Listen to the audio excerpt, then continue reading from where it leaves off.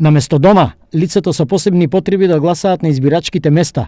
Досега своето право на глас на лицеместо оваа група граѓани го користела многу ретко, зашто условите не го дозволувале тоа, тврдат од невладината инклузива.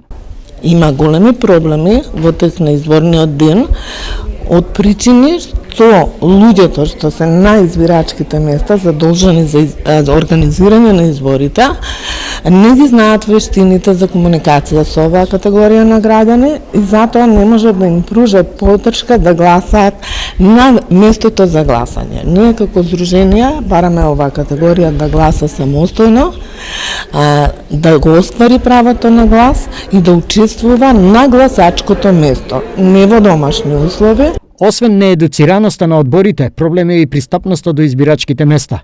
Ово го потврдило и истражувањето на повеќе организации спроведено пред последните избори. Пристапноста ја меревме во многу димензии, значи не само во самиот момент кога се гласа, туку како да пристапиш, дали има рампи, дали има скалила, дали има лифтови и така натаму и така натаму.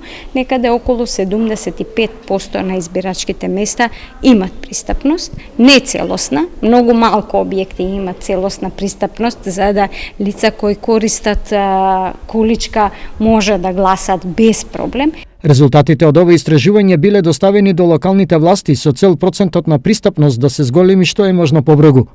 Во меѓувреме се организираат и 10 регионални обуки за општинските изборни комисии за да ги научат техниките за комуникација со лицата со попреченост. Денес сме во Штип со општинските изборни комисии од овој регион, каде што заедно работиме на подигање на свеста и унапредување на начините за овозможување на лицата со попреченост да гласаат дента на изборите, да си ги осварат своите гласачки права.